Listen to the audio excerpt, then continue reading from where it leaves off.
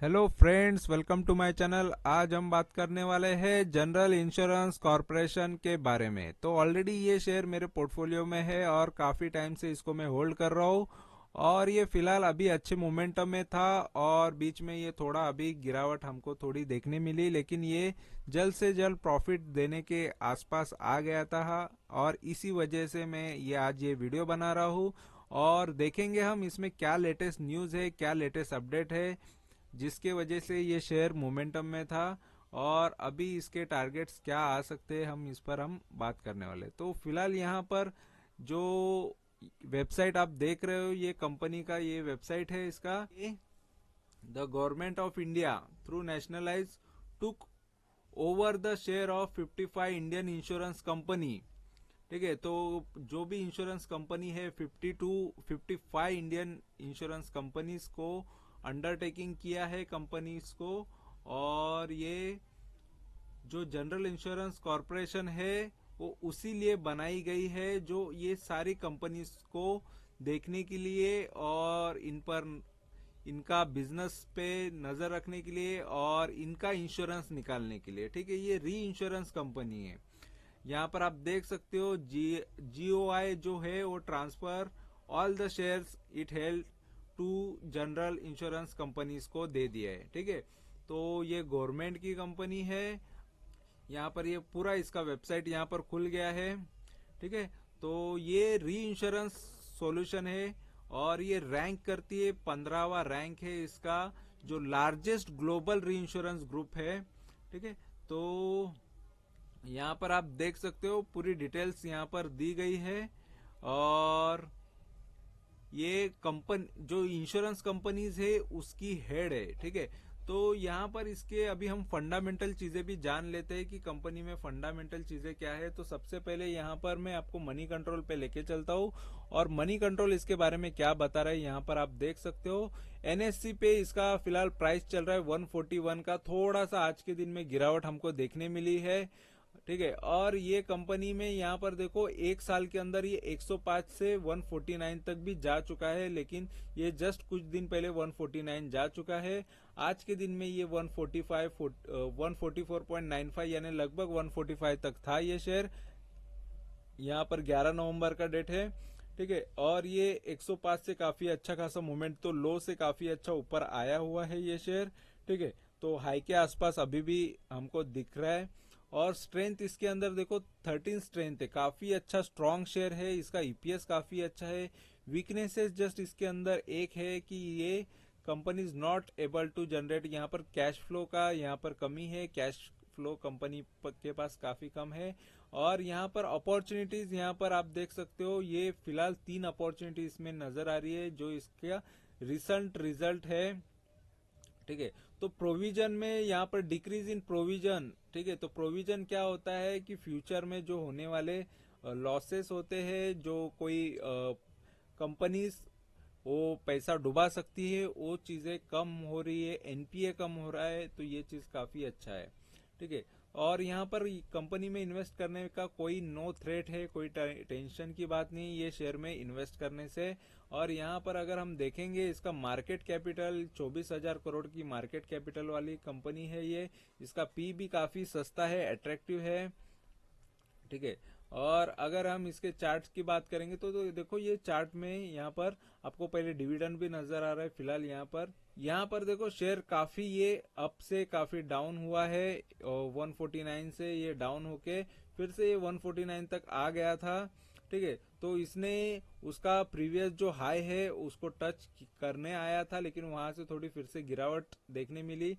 लेकिन ये इसका पुराना हाई तोड़ के ये ऊपर जाएगा और यहाँ पर मुझे और भी अच्छे रिटर्न्स यहाँ से मिल जाएंगे। ठीक है, तो फिलहाल 8-9%, 10% के आसपास का मेरा रिटर्न चल रहा है और 10-11% में यहाँ से लेके निकलने वाला हूँ। फिलहाल तो काफी टाइम से इसको होल्ड कर रहा हूँ। और 5 साल के अगर रिटर्न्स की बात करेंगे तो देखो 5 साल में ये शेयर जो है यहाँ पर आप देख सकते हो 5 साल का चार्ट किस तरीके का है। तो 5 साल में यहाँ पर देखो काफी ये शेयर ने गिरावट दिखाई है। और ये एक टाइम पे 420 रुपए का था, वहां से काफी ये गिरावट हमको देखने मिल रही है। तो ये काफी गिरा हुआ शेयर है। और अगर यहाँ पर 2 अक्टूबर 2017 से ऑलरेडी इसका डेटा यहाँ पर शो कर रहा है। मैक्स टू मैक्स 2 अक्टूबर से ये शेयर है और तब से ये देखो 449 से यानी लगभग 450 रुपए का शेयर अभी ये 100 के रेंज में मिल रहा है, 100 के रेंज में मिल रहा है। तो ये शेयर ने काफी लॉस कराया है इन्वेस्टर का। और यहाँ पर अगर देखेंगे ये बिग शार इसके इन्वेस्टर जो है प्रेसिडेंट ऑफ इंडिया लगभग 85.78 पूरा प्रेसिडेंट ऑफ इंडिया यानी गवर्नमेंट का यहाँ पर पैसा पूरा लगा हुआ है इसमें। और ये शेयर होल्डिंग कम हो जाएगी क्योंकि एज पर सेबी का रूल जो है उस हिसाब से मार्केट में लिक्विडिटी होनी चाहिए, मार्केट में शेयर अवेलेबल होने चाहिए, पूरे के पूरे प्रोमोटर लेके नहीं बैठ सकते शेयर्स, ठीक है। और यहाँ पर अगर देखेंगे परफॉर्मेंस देखो एक वीक में फिर भी कंपनी ने ये जस्ट 1 वीक से काफी अच्छा मूव कर रहा है, 1 महीने से भी काफी अच्छा मूवमेंट दिया है इसने, 3 महीने में भी 15% का मूवमेंट दे चुका है ये। और वाईटीडी देखेंगे तो साल भर में यानी जनवरी से अभी तक इसने जस्ट आधा टक्का मतलब कुछ भी नहीं, 1.25% भी नहीं है, 0.5% मतलब 0.25% भी नहीं है, ठीक है। तो यहाँ पर एक साल के तो देखो नेगेटिव रिटर्न है और 3 साल के भी पूरे नेगेटिव है, लगभग 50% 3 साल में गिरावट हमको देखने मिली है। यहाँ पर एक लेटेस्ट न्यूज है आज के दिन का 11 नवंबर 2022 का। और यहाँ पर ये बता रहा है कि इसका जो ये नेट सेल्स है गिरा हुआ है 8-8.5% से, ठीक है। नेट सेल्स इतना गिरा हुआ है, ये सितंबर का सेल्स है। तो सेल्स डाउन होने की वजह से फिर भी शेयर्स में देखो ये 1 बजे न्यूज आया फिर भी शेयर्स इतना डाउन गया नहीं है, ठीक है। तो फिर भी स्ट्रांगली खड़ा है शेयर। और अगर हम यहाँ पर देखेंगे इसका जो यहाँ पर भी कंसोलिडेटेड सितंबर का सेल्स बताया हुआ है वो भी 10% डाउन है ईयर ऑन ईयर। और बाकी भी यहाँ पर प्रीवियस भी न्यूज है इसके बारे में। 100% यहाँ पर बाइंग का रिकमेंडेशन आ रहा है यहाँ पर, ठीक है। और अगर हम यहाँ पर देखेंगे इसके फाइनेंशियल्स तो फाइनेंशियल में देखो यहाँ पर आपको कोई चार्ट्स में ज्यादा मूवमेंट नहीं नजर आ रही है, जस्ट यहाँ पर थोड़े स्टेबल ही नजर आ रहे हैं। जस्ट ये 2020 में थोड़ा अच्छा मूवमेंट किया था इसने, 51 या 52,000 करोड़ तक कंपनी ने सेल्स किए थे, फिर थोड़ा गिरावट हमको देखने मिली सेल्स के अंदर। और नेट प्रॉफिट की बात करेंगे तो देखो 2020 में ही नेट प्रॉफिट इसका माइनस में चला गया। तो थोड़ी डिटेल में आगे हम देखेंगे कि ये कहाँ लॉस हो चुका है, ठीक है। तो फिलहाल यहाँ पर देखेंगे कि यहाँ पर देख लो कि 2018 और 2019 यहाँ पर गिरावट हमको देखने मिली और उसके बाद तो काफी गिरा, लेकिन यहाँ पर 2021 से थोड़ा कंपनी में अच्छी मूवमेंट हमको देखने मिली, थोड़ा अच्छा प्रॉफिट यहाँ पर देखने मिला है, ठीक है। और अगर शेयर होल्डिंग पैटर्न की बात करेंगे तो देखो शेयर होल्डिंग में ये शेयर ने लगभग यहाँ पर आप देख सकते हो जो इसकी प्रोमोटर के बाद जो होल्डिंग है डीआईज ने काफी ज्यादा शेयर्स उठा लिए हैं। डीआईज यानी इंडिया के बड़े फंड होते हैं, म्यूचुअल फंड होता है या बड़े इन्वेस्टर्स होते हैं, तो बड़े इन्वेस्टर का सबसे ज्यादा हाथ है क्योंकि यहाँ पर म्यूचुअल फंड जस्ट 8 है और म्यूचुअल फंड देखो लगभग आधा टक्का से भी कम है, ठीक है।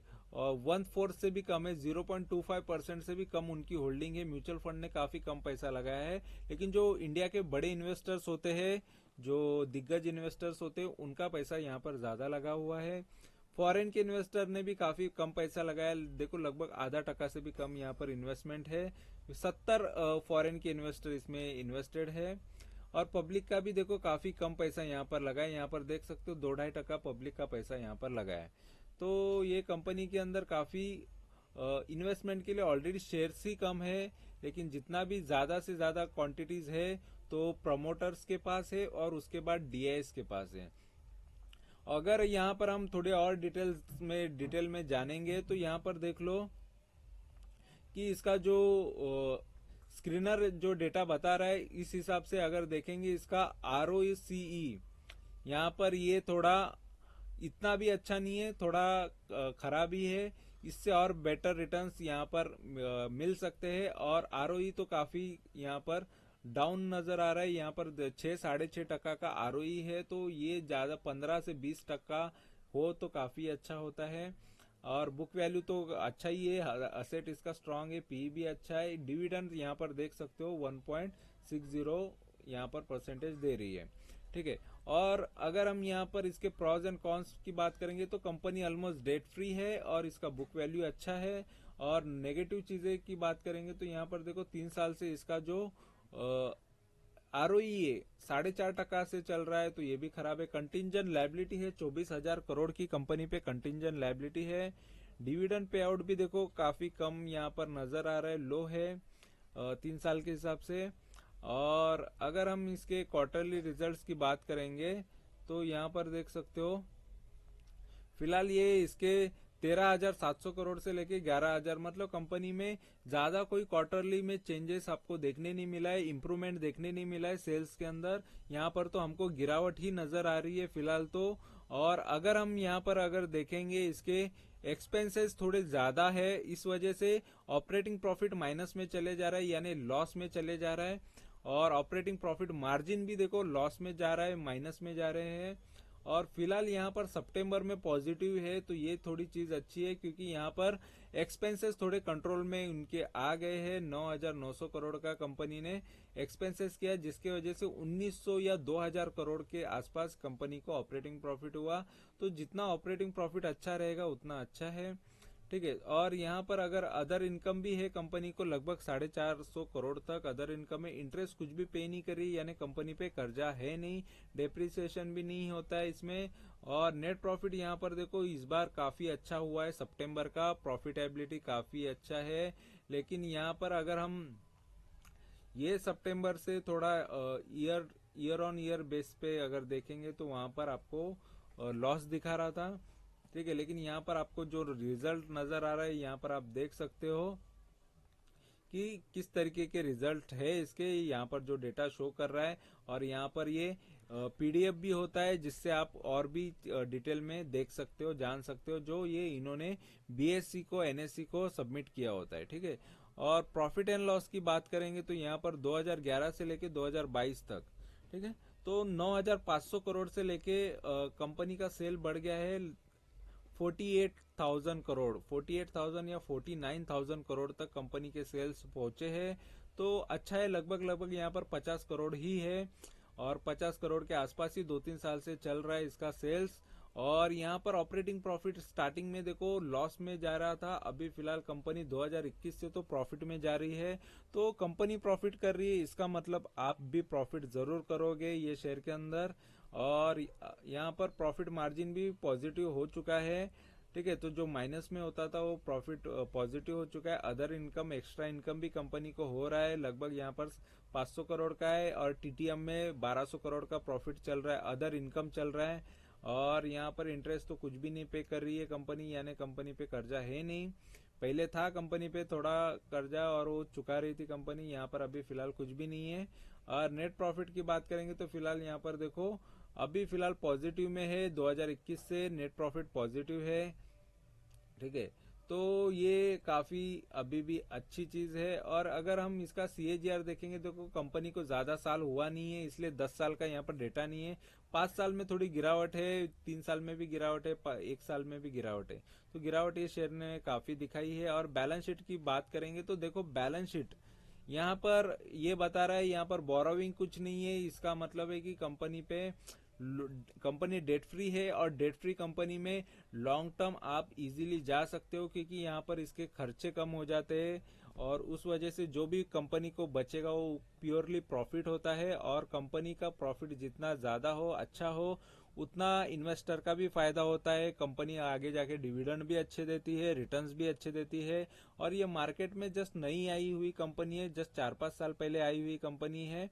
तो इस वजह से ये लॉन्ग टर्म के हिसाब से अगर सोचोगे, अब अगर ये कंपनी को जस्ट मार्केट में आके 4-5 साल हुए हैं और उससे पहले इसका हाई प्राइस था, अभी ये लो प्राइस पे मिल रहा है, इसका मतलब है कि अपॉर्चुनिटी यहाँ पर हमको नजर आ रही है। और ये अपॉर्चुनिटी की वजह से फ्यूचर में लॉन्ग टर्म में शायद ये 100 रुपए का शेयर 1,000 हो जाए, 1,000 का 2,000 हो जाए, तो ये लॉन्ग टर्म में काफी अच्छे रिटर्न्स दे सकता है, ऐसा लग रहा है। लेकिन बाकी सारी चीजें इसके बिजनेस पे होती है, बिजनेस पे तो हमेशा ध्यान देना है, ऐसे ही आंखें बंद करके नहीं रहना है, ठीक है। तो यहाँ पर देख सकते हो कि ये 2011 से लेके रिजर्व भी काफी अच्छा बढ़ गया है, 28,000 करोड़ से लेके अभी 34,000 करोड़ रिजर्व में भी पैसा बढ़ रहा है कंपनी का। तो ये चीजें काफी अट्रैक्टिव है और अच्छी है इन्वेस्टमेंट के हिसाब से। और शेयर होल्डिंग पैटर्न की बात करेंगे तो देखो यहाँ पर शेयर होल्डिंग कंपनी का लगातार सेम ही रहा है प्रमोटर का। और यहाँ पर थोड़ा ये जो है एफआईज ने थोड़ी सेलिंग की है और डीआईज ने यहाँ पर आप देख सकते हो बढ़ाया है शेयर। डीआईज खरीदते जा रहे हैं, डीआईज जितना हो सकता है मेजोरिटी स्टेक यहाँ पर लेते जा रहे हैं और पब्लिक ने थोड़ा बहुत बेचा है शेयर्स, ठीक है। तो फिलहाल यहाँ पर ये लॉन्ग टर्म के हिसाब से तो मुझे अभी के लिए काफी अच्छा लग रहा है। और यहाँ पर इसने जो इसके प्रीवियस जो टारगेट्स थे, प्रीवियस जो हाइज थे, वो सारे तोड़ना इसका बाकी है। लगभग अभी ये 150 के आसपास ये दिख रहा था शेयर, और भी आगे ये 150 से 200, फिर इसका 400 450 का जो मेन पहले का टारगेट है इसको वो कंप्लीट करना है। उसके बाद फिर नए नए टारगेट्स इसके ओपन होंगे। तो ये इसके टारगेट्स है और फिलहाल यहाँ से मैं और 10-15% की मूवमेंट एक्सपेक्ट कर रहा हूँ जल्द से जल्द, और जिसमें मैं एक बार प्रॉफिट बुक करके निकलूंगा। उसके बाद जो मेरे पुराने शेयर है, बाकी शेयर है, उसमें इन्वेस्ट करके, और ये जब जब गिरावट में मिले तो ये लेना भी चाहिए शेयर्स। अगर आपको लॉन्ग टर्म के लिए लेना लेके रखना है तो इस हिसाब से जो अभी रिटर्न्स है उस हिसाब से मैं बता रहा हूँ, ठीक है। और फिलहाल ये शेयर को मैंने काफी टाइम से होल्ड भी किया है और जितने रिटर्न्स आएंगे मैं आपके साथ शेयर करूंगा और कंप्लीटली और भी डिटेल्स में बताऊंगा कि मैंने मेरी एंट्री कहाँ थी, एग्जिट कहाँ कर रहा हूँ, तो सारी डिटेल आपको मिल जाएगी। और मैंने स्टार्टिंग से लेके एंडिंग तक पूरे वीडियोस डालते रहता हूँ कि मेरी एंट्री से लेके एग्जिट तक, तो ये शेयर में से भी जब प्रॉफिट होगा उसका भी वीडियो आएगा। तो ये जस्ट मेरे प्रॉफिट टारगेट के आसपास है, इस वजह से मैं ये वीडियो बना रहा हूँ। और जो भी लेटेस्ट अपडेट थे वो मैंने आपको यहाँ पर दे दिए हैं। तो आपको ये वीडियो अच्छा लगा है, इन्फॉर्मेशन अच्छी लगी है तो जरूर चैनल को सब्सक्राइब करो, लाइक करो, कमेंट करो, दोस्तों के साथ शेयर करो। Thank you very much for watching my video. Thank you, bye bye.